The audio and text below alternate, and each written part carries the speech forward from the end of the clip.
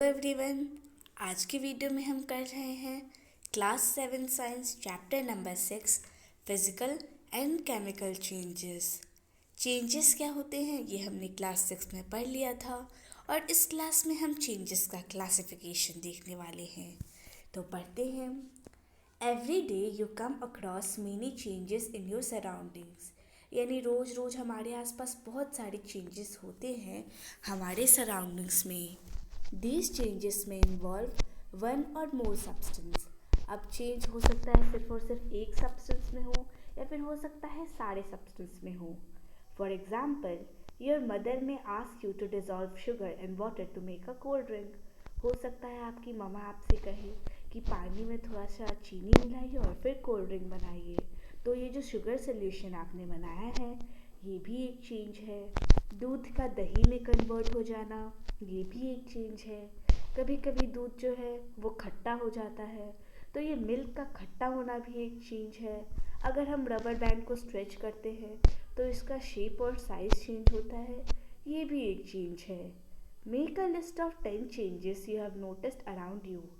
तो अब आपको 10 चेंजेस का लिस्ट बनाना है जो आप अपने आसपास नोटिस करते हो। In this chapter, we shall perform some activities and study the nature of these changes। यानी इस चैप्टर में हम कुछ एक्टिविटीज़ करेंगे और उसके बाद इन सारे जो चेंजेस हैं इनके नेचर को पढ़ेंगे। तो मेनली जो है इनके दो काइंड्स होते हैं, एक होता है फिजिकल, एक होता है केमिकल। सबसे पहले एक्टिविटी 6.1 देखते हैं जिसमें हम फिजिकल चेंजेस के बारे में पढ़ने वाले हैं। Cut a piece of paper in 4 square pieces. यानी एक पेपर के पीस को 4 स्क्वायर पीसेस में कट कीजिए, फिर बचे एक पीस को और 4 स्क्वायर पीस में कट दीजिए। उसके बाद इसे एक फ्लोर या टेबल पे रखिए ताकि ये ओरिजिनल पीस का शेप ले ले। ऑब्वियसली ये बात तो क्लियर है कि आप उनको दोबारा जोड़ के वो ओरिजिनल पीस नहीं बना सकते, पर जब आपने उसके अंदर ये चेंज किया तो उसकी प्रॉपर्टी में एक चेंज आया। क्या चेंज आया कि उसका शेप और साइज़ जो है दैट बिकम्स डिफरेंट। साइज़ जो है वो पहले से छोटा हो चुका है। फिर है activity 6.2। Collect the chalk dust lying on the floor near the chalkboard in your classroom. आपके क्लासरूम के पास जो चॉकबोर्ड होगा उसके आसपास जो चॉक गिरा होगा उसे कलेक्ट कर लीजिए, या फिर एक बड़े से चॉक को छोटे छोटे पीसेस में क्रश कर लीजिए। उसके बाद उसमें आप थोड़ा सा पानी डालिए ताकि वो पेस्ट हो जाए, एकदम पेस्ट बन जाए। उसके बाद उसे चॉक के पीस में फिर से रिमोल्ड कीजिए और फिर उसे सूखने दीजिए। तब आप देखेंगे कि आपको वापस उस डस्ट से चॉक मिल जाएगा। क्या किया आपने? सबसे पहले पेस्ट बनाया, उसको शेप दिया, वापस जब धूप में सुखाया तो आपको वापस से चॉक मिल गया। Now there is activity 6.3। Take some ice in a glass or plastic tumbler. कुछ आइस ले लीजिए ग्लास में या फिर प्लास्टिक टम्बलर में। Melt a small portion of ice by placing the tumbler in the sun. उस tumbler को धूप में रखकर उसका थोड़ा सा हिस्सा जो है उसे पिघला दीजिए। You have now a mixture of ice and water. तो अब आपको आइस और वाटर का एक मिक्सचर देखने को मिलेगा। Now place the tumbler in a freezing mixture. फिर ये जो आपने टम्बलर में आपका जो भी बना है लिक्विड स्टेट में, इसको आप एक फ्रीजिंग मिक्सचर में कन्वर्ट कर दीजिए। फिर आप देखोगे कि वाटर जो है वो वापस से सॉलिड आइस में बदल जाएगा। आप सबसे पहले आइस लोगे, उसको धूप में सुखाओगे, वाटर में मेल्ट हो जाएगा, फिर उसको वापस जब फ्रीज करोगे तो आपको वापस आइस मिल जाएगा। यानी इस चेंज को आप वापस से रिकंस्ट्रक्ट कर सकते हो। You can gain the original product again. Then there is activity number 4। Boil some water in a container. एक कंटेनर में थोड़ा सा पानी उबालिए। Do you see the steam rising from the surface of water. क्या आपको वाटर के surface से थोड़ा सा स्टीम दिख रहा है राइज होते हुए? Hold an inverted pan by its handle over the steam at some distance from the boiling water. Observe the inner surface of the pan. Do you see any droplet of water there? So there is a simple activity. You have to boil some water. You will see that there are some water droplets. So where these water droplets come from? So what happens? Let's see. So first there was water. By heating it converts into vapor, and when meeting with the cold surface it again converts into water droplets that are products. Then there is activity 6.5। So इसमें हमें flame use करना है, इसलिए जब भी आप flame को handle करें तो थोड़ा सा केयरफुल, थोड़ी सी सावधानी बरतें। होल्ड अ यूज्ड हैक्स और blade with a pair of tongs, यानी आपको टोंग्स लेने हैं और टोंग्स की सहायता से एक ब्लेड को उठाना है। Keep the tip of the free end of the blade on the gas stove, यानी जो ब्लेड का फ्री एंड है उसे गैस स्टोव पे रख दीजिए और फिर कुछ मिनटों तक इंतज़ार कीजिए। Does the colour of the tip of the blade change, थोड़ी देर बाद आप देखोगे कि ब्लेड का जो ऊपर का हिस्सा है जो आपने हीट किया है उसका कलर बदल जाएगा। Remove the blade from the flame, फिर उसके बाद उसे फ्लेम से हटा दीजिए, तब देखोगे कि वापस इसका पहले जैसा कलर हो गया। In activity 6.1 and 6.2 above, you saw that paper and a piece of chalk underwent changes in size, यानी एक्टिविटी 6.1 और 6.2 में हमने देखा कि पेपर और पीस ऑफ चॉक जो थे सबसे पहले उनमें साइज़ में चेंज आया और फिर मतलब कुछ चेंजेस तो ऐसे थे जिसमें वो चेंज वापस से बदल गए। फिर 6.3 और 6.4 में हमने देखा कि वाटर जो है किस तरह से अपना स्टेट बदलता है, या तो सॉलिड से लिक्विड हो गया या फिर गैस से लिक्विड हो गया। और एक्टिविटी 6.5 में हमने देखा कि किस तरह से एक ब्लेड जो है वो गर्म होने पे अपना कलर चेंज कर देती है, पर दोबारा जब हम उसे हटाते हैं तो वो अपने प्रीवियस कलर में आ जाती है।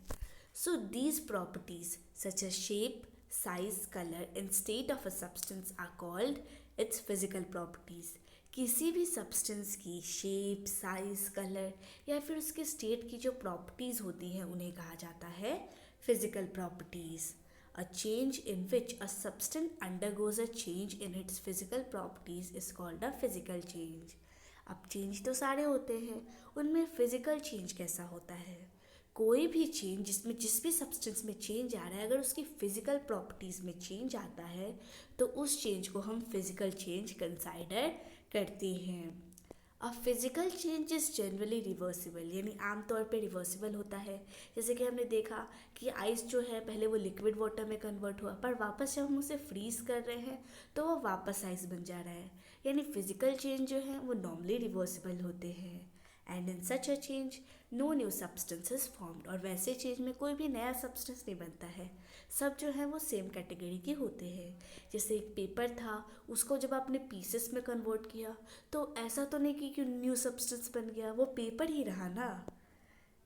तो ये थी हमारी physical properties and physical changes. Shape, size मतलब फिजिकल प्रॉपर्टीज़ और उनमें चेंज मतलब फिजिकल चेंज। इसके बाद है हमारा केमिकल चेंज। तो एक चेंज हमने पढ़ लिया फिजिकल चेंज, अब हमें पढ़ना है chemical change. A change with which you are quite familiar is the rusting of iron. आपने देखा है कि किस तरह से लोहे में जंग लग जाता है। If you leave a piece of iron in the open for some time it acquires a film of brownish substance. किसी भी लोहे के पीस को अगर आप बाहर छोड़ देते हैं तो आप देखोगे कि उस पर कुछ ब्राउनी लेयर टाइप सा चढ़ जाता है। This substance is called rust. तब उसके ऊपर ये जो ब्राउनिश सब्सटेंस अक्वायर हुआ है इसे रस्ट कहा जाता है, और उसके अक्वायर होने की जो प्रोसेस है उसे कहा जाता है rusting. Iron gates of parks or farmlands, iron benches kept in lawns and gardens, almost every article of iron kept in the open gets rusted। किसी भी आयरन के मटेरियल को अगर आप खुले में छोड़ देते हो तो वो डस्ट हो जाता है। जैसे कि आयरन गेट खुले में रहता है, उस पर जंग लग जाता है। फार्म लैंड्स पे भी जो आयरन गेट्स होता है उसमें भी लग जाती है। आयरन बेंच, तो आयरन की ऑलमोस्ट ज़्यादातर जो वैरायटीज़ होती हैं, ज़्यादातर जो आर्टिकल्स होती हैं, यदि उन्हें खुले में छोड़ दो तो फिर वो रस्ट हो जाती हैं। At home you must have seen shovels and spades getting rust when expose to the atmosphere for some time. अगर आप घर की बात करो तो आप घर की भी कोई आयरन की चीज़ जब आप बाहर रख देते हो थोड़ी देर के लिए तो उस पर भी रस्ट लग जाता है। In the kitchen, a wet iron pan often gets rusted if left in the state for some time। तवा जो होता है, अगर आपका आयरन का तवा है उसे भी गीला करके आप थोड़ी देर के लिए छोड़ देते हो तो उस पर भी रस्ट लग जाता है। रस्ट आयरन नहीं है, मतलब ये आयरन का कोई पार्ट नहीं है। Rust is very different from iron. It is different from iron, जैसा कि मैंने अभी आपको बताया। रस्ट अलग चीज़ है, rust is only a layer, जबकि आयरन जो है वो एक सब्सटेंस का मटेरियल है और विच इट गेट्स डिपॉजिटेड। यानी ये जो है रस्ट जो है वो आयरन से बहुत डिफरेंट होता है। ये तो सिर्फ और सिर्फ आयरन पे एक लेयर की तरह एक्ट करती है। Let us consider a few more changes where new substance are formed. अब हम कुछ और चेंजेस करते हैं जिसमें नए सब्सटेंस बन रहे हैं। सबसे पहला है एक्टिविटी 6.6, जिसमें हम मैग्नीशियम रिबन को बर्न करके देखने वाले हैं। करते हैं, गेट अ स्मॉल पीस और thin strip of ribbon of magnesium. यानी मैग्नीशियम का जो रिबन होता है उसकी पतली सी स्ट्रिप ले लीजिए। इसकी जो टिप होती है, इसका ऊपरी हिस्सा जो है उसे सैंड पेपर से सबसे पहले आप क्लीन कर दो। Bring the tip near a candle flame. उसके बाद उसकी जो टिप है उसे एक कैंडल फ्लेम के पास लाओ with the help of tongs. It Burns with a brilliant white light. यानी जब आप उसे जलाओगे तो साथ ही साथ एक वाइट लाइट अलग से आपको फॉर्म हुई दिखेगी। When it is completely burned it leaves behind a powdery ash. यानी जब मैग्नीशियम रिबन पूरी तरह से जल जाता है तो पाउडरी ऐश, राख जो है वो बच जाती है। Does the ash look like the magnesium ribbon. क्या वो जो ऐश है, जो राख है, वो मैग्नीशियम रिबन की तरह दिखती है? बिल्कुल नहीं। आप देखो कि दोनों जो है बिल्कुल भी सेम नहीं है, दोनों में बहुत ज़्यादा डिफरेंस है। और जो सब्सटेंस, जो ऐश मिली है, उसकी प्रॉपर्टीज़ मैग्नीशियम रिबन से बहुत ज़्यादा डिफरेंट है। इस चेंज को हम कुछ इस तरह से दिखा सकते हैं। कोई भी चीज़ जब जलती है तो उसमें हम कहते हैं कि ये ऑक्सीजन के साथ रिएक्ट कर रही है, because oxygen is essential for burning. तो यहाँ पे हम मैग्नीशियम को जला रहे थे, तो मैग्नीशियम प्लस ऑक्सीजन दोनों जब एक साथ रिएक्ट होते हैं तो जो हमारा प्रोडक्ट होता है दैट इज़ मैग्नीशियम ऑक्साइड। ठीक है, अब यहाँ पे आपको इक्वेशंस के बारे में बताया है। The equations here are different from those in mathematics. यानी यहाँ जो ऊपर इक्वेशन दिए हैं ये मैथमेटिक्स के इक्वेशन से बहुत अलग है। मैथमेटिक्स में आप कर सकते हो x+7=9, तो ये ऐसी इक्वेशंस नहीं है क्योंकि उसमें हम =2 का साइन देते हैं और इसमें जनरली एरो का साइन होता है। और एरो मतलब होता है बिकम्स, जैसे कि यहाँ पे है मैग्नीशियम प्लस ऑक्सीजन एरो। इसका मतलब मैग्नीशियम और ऑक्सीजन जब रिएक्ट करते हैं they become magnesium oxide. No attempt should be made to balance chemical equations at this stage. तो केमिकल इक्वेशंस को बैलेंस करना तो आप 10th क्लास में सीखोगे। अभी सिर्फ और सिर्फ उसका इंट्रोडक्शन दिया है कि ये वाले इक्वेशंस मैथ वाले इक्वेशन से अलग होते हैं और इसमें जो एडो होता है वो बिकम्स के लिए होता है। Collect the ash and mix it with a small amount of water. यानी जो आपको मैग्नीशियम रिबन के जलाने से ऐश मिला है उसे कलेक्ट कीजिए और उसके बाद पानी से मिला दीजिए। उसके बाद उस जो मिक्सचर है उसको अच्छी तरह से मिलाइए और फिर उस मिक्सचर को रेड और ब्लू लिटमस पेपर से चेक कीजिए। फिर बताइए कि वो एसिड है या फिर base. On dissolving the ash in water it forms a new substance. यानी जब आप उस ऐश को वाटर में डालोगे, यानी जो आपका मैग्नीशियम ऑक्साइड है उसको जब वाटर में डालोगे तो आपको एक और न्यू सब्सटेंस मिल जाएगा, जिसके लिए हम फिर से लिख सकते हैं, हम फिर से इक्वेशन बना सकते हैं। सबसे पहला इक्वेशन था मैग्नीशियम को जलाने का, तो उसमें हमें क्या प्रोडक्ट मिला था, मैग्नीशियम ऑक्साइड। अब उसी मैग्नीशियम ऑक्साइड को जब वाटर यानी कि H2O में घोला जा रहा है तब हमें मिल रहा है मैग्नीशियम हाइड्रोक्साइड यानी MgOH2। As you have already learn in chapter 5, magnesium hydroxide is a base. अब हाइड्रोक्साइड वर्ड मैंने आपको एक ट्रिक बताई थी कि अगर एसिड वर्ड आता है तो जनरली वो एसिडिक सब्सटेंस होता है और अगर उसमें हाइड्रोक्साइड आ जाता है तो वो जनरली बेस होता है। जैसे कि आप लिख सकते हो सोडियम हाइड्रोक्साइड, उसमें भी हाइड्रोक्साइड वर्ड है तो वो भी बेस होता है। ठीक इसी प्रकार से जो मैग्नीशियम हाइड्रोक्साइड है ये भी एक बेस है। So magnesium oxide is a new substance formed on the burning of magnesium. यानी जब हमने मैग्नीशियम रिबन को जलाया तब हमें मिला मैग्नीशियम ऑक्साइड और मैग्नीशियम हाइड्रोक्साइड हमें तब मिला जब हमने उसी ऐश को वाटर में मिलाया। फिर दिया है activity 6.7, dissolved about a teaspoonful of copper sulfate in about half a cup of water in a glass tumbler or beaker। यानी एक गिलास में एक गिलास पानी लीजिए और उसमें आप थोड़ा सा कॉपर सल्फेट डाल लीजिए, कम से कम 1 चम्मच। Add a few drops of dilute sulfuric acid to the solution. फिर उसी सोल्यूशन में डाइल्यूट सल्फ्रिक एसिड जो है वो उसमें डाल दीजिए। तब आप देखोगे कि उसका कलर जो है वो ब्लू हो जाएगा। Save a small sample of the solution in test tube और अ स्मॉल ग्लास बोतल। यानी जो आपने ब्लू कलर का सोल्यूशन बनाया है इसको ग्लास में या किसी अलग से टेस्ट ट्यूब में आप रख लो। ड्रॉप अ नेल और a used shaving blade into the remaining solution. अब बचा हुआ जो आपका सोल्यूशन है थोड़ा सा आप निकाल दो और जो बचा हुआ सोल्यूशन है उसमें आप यूज़ किया हुआ ब्लेड या फिर आप नेल डाल दीजिए, आयरन नेल।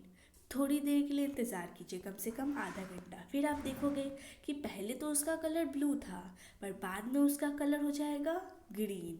क्यों, वो भी हम देखते हैं। The colour of the solution changes from blue to green, यानी उसका कलर बदला, ब्लू से क्या हो गया green. This is due the formation of iron sulphate, a new substance. यानी सबसे पहले क्या था हमारे पास कॉपर सल्फेट, पर जैसे ही हमने उसे वाटर में डाला यानी कि H2O में, तो फिर उसका कलर जनरली ग्रीन था। पर जैसे ही उसमें हमने Fe यानी एक आयरन का सब्सटेंस डाला तो फिर यहाँ पे एक न्यू सब्सटेंस बना जो कि है फेरस सल्फेट या फिर आयरन सल्फेट जिसे कह सकते हैं।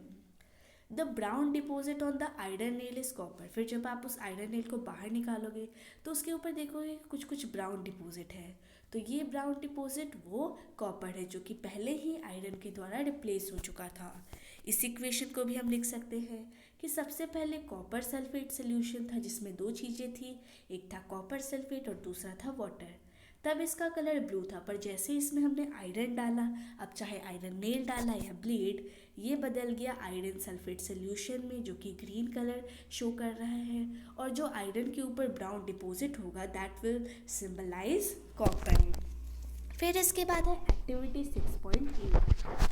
Take about a teaspoon full of vinegar in a test tube. यानी एक टेस्ट ट्यूब में आप थोड़ा सा विनेगर डालिए, उसके बाद उसमें थोड़ा सा बेकिंग सोडा डालिए। तब आपको एक हिस हिस की आवाज़ आएगी और देखोगे कि आपने जो सोल्यूशन बनाया उसमें से बबल्स जो हैं वो निकल रहे हैं। Pass this gas through freshly prepared lime water. आप तुरंत ही एक फ्रेश लाइम वाटर बनाइए और उसके बाद उसमें आप देखिए change. The change in the test tube, यानी जैसे आप लाइम वाटर में उसे डालोगे तो आपको टेस्ट ट्यूब में एक चेंज दिखेगा। उसको हम इस इक्वेशन से सिम्बलाइज कर सकते हैं। सबसे पहले था विनेगर जिसमें एसिटिक एसिड होता है, फिर हमने उसमें बेकिंग सोडा या फिर सोडियम हाइड्रोजन कार्बोनेट डाला, तब हमें जो रिजल्ट मिला वो है कार्बन डाइऑक्साइड और अदर सब्सटेंसेस। अब कार्बन डाइऑक्साइड और लाइम वाटर के बीच में जो रिएक्शन हुआ उसे हम कुछ इस तरह से दिखा सकते हैं। सबसे पहले फिगर दिया हुआ है कि किस तरह से कार्बन डाइऑक्साइड ये बाहर निकाल रहा है in the form of bubbles, और ये जो है इसमें विनेगर और बेकिंग सोडा का मिक्सचर है। यहाँ पे आपको इक्वेशन भी दी गई है कि सबसे पहले कार्बन डाइऑक्साइड, उसमें जब लाइम वाटर मिला, फिर आपको मिला कैल्शियम कार्बोनेट प्लस वाटर। तो when carbon dioxide is pass through lime water, यानी जब हमने लाइम वाटर से कार्बन डाइऑक्साइड पास किया तो कैल्शियम कार्बोनेट का फॉर्मेशन हुआ जिससे जो लाइम वाटर था वो मिल्की कन्वर्ट हो गया। The turning of lime water into milky is a standard test of carbon dioxide. यानी लाइम वाटर जो मिल्की में कन्वर्ट हुआ है ये कार्बन डाइऑक्साइड का प्रेजेंस का एक टेस्ट हम कर सकते हैं। चैप्टर 10 में हम देखेंगे कि किस तरह से हम शो कर सकते हैं कि जो एयर हम ब्रेथ करते हैं उसमें ज़्यादा से ज़्यादा कार्बन डाइऑक्साइड होता है। In activity 6.6 to 6.8, you saw that in each change one or more new substances were formed. यानी हमने एक्टिविटी 6.6 की, 6.7 की, 6.8 की। इन सारी एक्टिविटीज़ में हमने देखा कि जो ऑब्जेक्ट में चेंज आया उसमें कुछ नए सब्सटेंसेस फॉर्म हुए थे। इन एक्टिविटी 6.6 जिसमें हमने मैग्नीशियम रिबन को बर्न किया था उसमें ऐश जो है वो न्यू सब्सटेंस फॉर्म हुआ था। एक्टिविटी 6.7 में जिसमें हमने कॉपर सल्फेट और आयरन का रिएक्शन करवाया था तो उसमें एक नया सब्सटेंस बना था जो कि था आयरन सल्फेट। और कॉपर, ये दोनों जो हैं वो न्यू सब्सटेंसेस हैं। कॉपर जो है वो आयरन पे डिपॉजिट हो गया था जबकि जो हमारा आयरन सल्फेट है उसका प्रेजेंस हमें कलर से ही पता चल गया था। एक्टिविटी 6.8 में विनेगर और बेकिंग सोडा उन दोनों के मिक्सचर से प्रोड्यूस हुआ कार्बन डाइऑक्साइड जिससे लाइम वाटर जो है वो मिल्की में कन्वर्ट हो गया। तो यहाँ पे जो न्यू सब्सटेंसेस आए हैं, कैन यू नेम देम? ये सब का नाम आप बता सकते हो क्या? तो सिंपली अगर आप चेंज अच्छे को देखोगे, अच्छे से चीज़ को अगर आपने समझा होगा, तो आप न्यू सब्सटेंस बता सकते हो कि इस न्यू सब्सटेंस का फॉर्मेशन हुआ था। A change in which one or more new substances are formed is called a chemical change. ऐसा चेंज जिसमें एक या एक से ज़्यादा नए सब्सटेंसेस बने, उसे हम केमिकल चेंज कहते हैं। केमिकल चेंज को हम केमिकल रिएक्शन भी कहते हैं। Chemical changes are very important in our life, यानी जो केमिकल चेंज होते हैं ये बड़े ही इम्पोर्टेंट होते हैं हमारी लाइफ में, ठीक है। All new substances are form as a result of chemical changes, यानी जितने भी नए सब्सटेंस बनते हैं वो सिर्फ और सिर्फ इन केमिकल चेंजेस के रिएक्शन की वजह से बनते हैं। जैसे कि हमारे पेट में जो डाइजेशन होता है, फ्रूट्स का पकना, ग्रेप्स का खट्टा होना, ये सब जो है सिर्फ और सिर्फ केमिकल चेंजेस की वजह से होता है।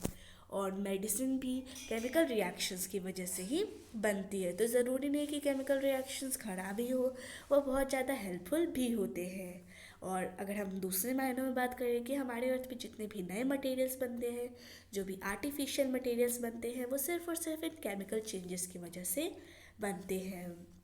We have seen that one or more new substance are produced in a chemical change. अभी हमने देखा कि जब भी केमिकल चेंज होता है तो उसमें एक या एक से ज़्यादा सब्सटेंसेस बनते हैं। In addition to new products the following में अकम्पनाई अ केमिकल चेंज, यानी सिर्फ और सिर्फ न्यू प्रोडक्ट्स बनते हैं और उसके साथ ये कुछ और चेंजेस भी होते हैं, पढ़ते हैं। हीट, लाइट और एनी अदर रेडिएशन में बी गिवन ऑफ और अब्जॉर्ब। हो सकता है वो हीट को अब्जॉर्व करे या फिर हीट गिव ऑफ करे, लाइट या फिर रेडिएशन, कुछ भी वो अब्जॉर्ब या फिर ले सकते हैं। साउंड प्रोड्यूस हो सकती है अगर वहाँ पे केमिकल चेंज होता है, तो फिर हो सकता है कि स्मेल में बदल जाए या फिर कोई नई स्मेल आने लगे।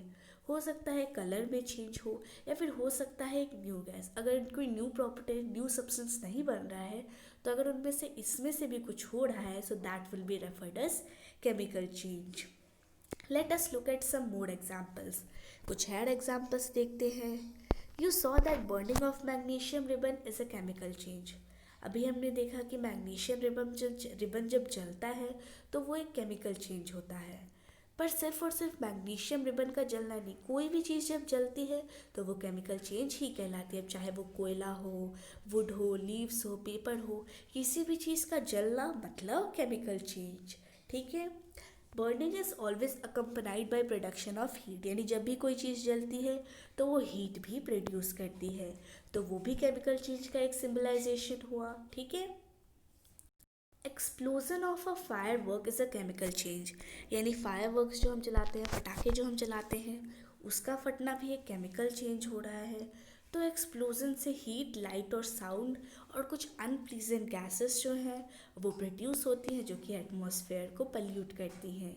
इसीलिए हमें एडवाइस किया जाता है कि दिवाली में हम पटाखों का इस्तेमाल ना करें।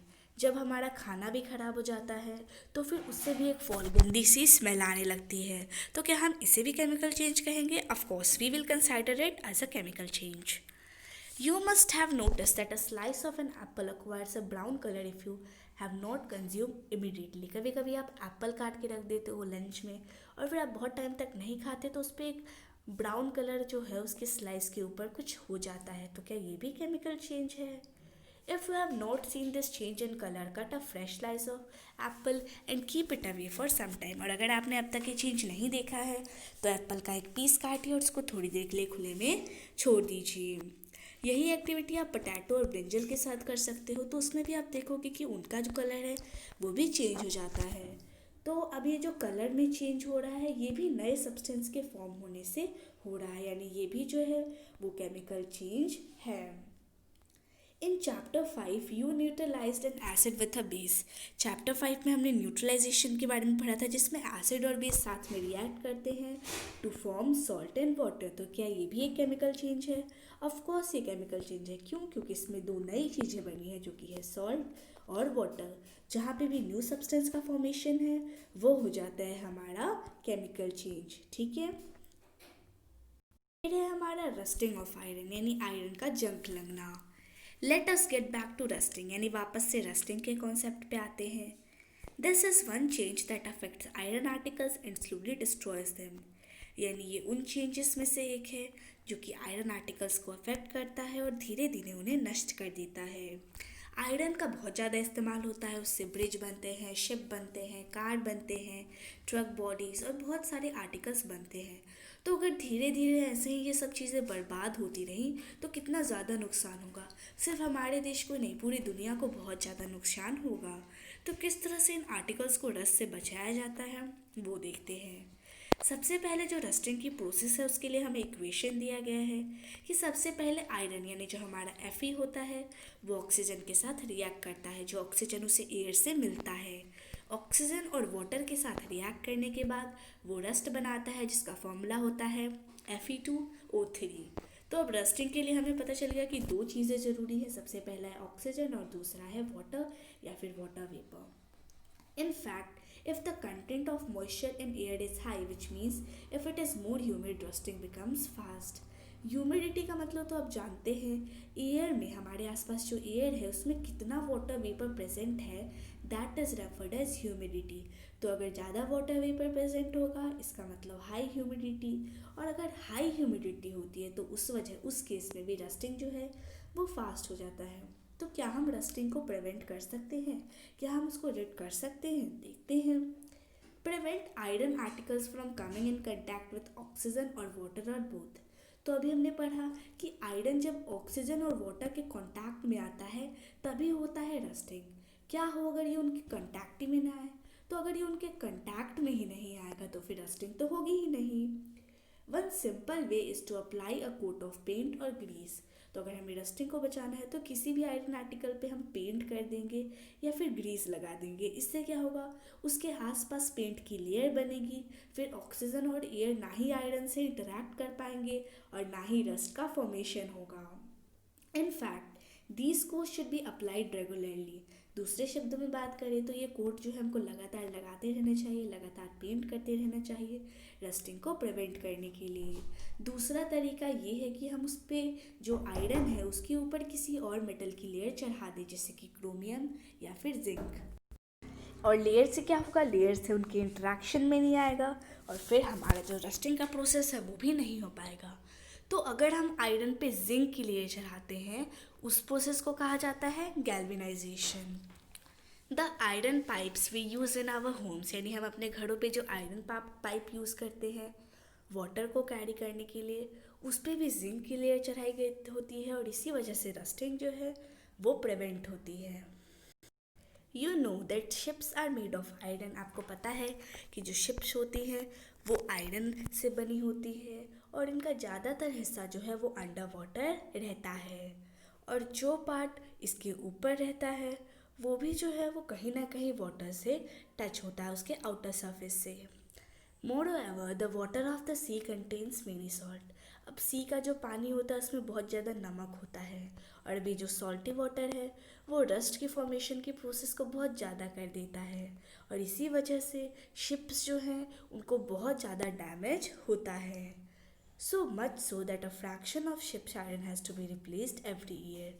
मतलब उसको पेंट करने से भी उतना प्रिवेंशन हम नहीं कर पाते हैं और इसी वजह से रेगुलरली हर साल हमें आयरन को रेनोवेट कराना पड़ता है, उसका बहुत सारा हिस्सा जो है उसे रिप्लेस करना पड़ता है। तो इससे आप इमेजिन कर सकते हैं कि इस एक प्रोसेस रस्टिंग की प्रोसेस से, जंक लगने की प्रोसेस से पूरी वर्ल्ड को करोड़ों और बिलियंस ट्रिलियंस का नुकसान होता है।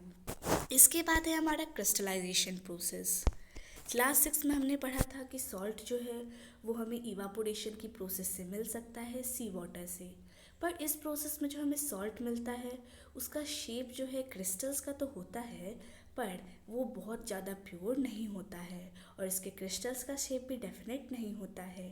However large crystals can be formed from their solutions, यानी इसका जो सल्यूशन है उससे हम इसके बड़े बड़े क्रिस्टल्स बना सकते हैं और किसी को भी उसके सल्यूशन से बड़े बड़े क्रिस्टल्स बनाने की जो प्रोसेस होती है उसे क्रिस्टलाइजेशन कहते हैं और ये जो है वो होता है हमारा फिजिकल चेंज।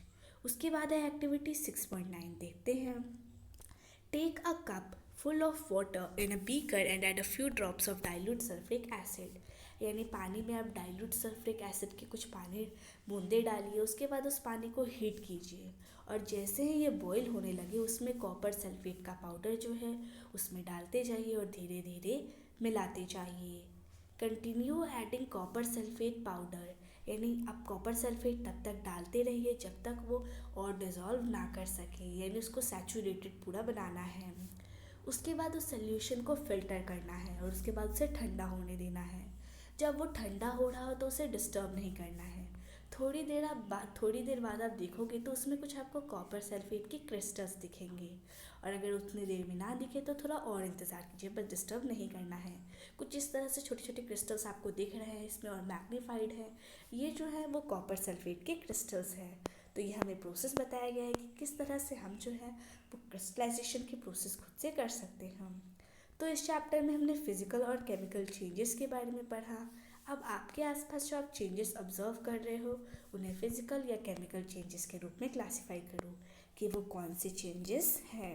ठीक है, तो यहाँ पे हमारी आज की वीडियो ख़त्म होती है। Wish you like the video, thanks for watching the video, thank you.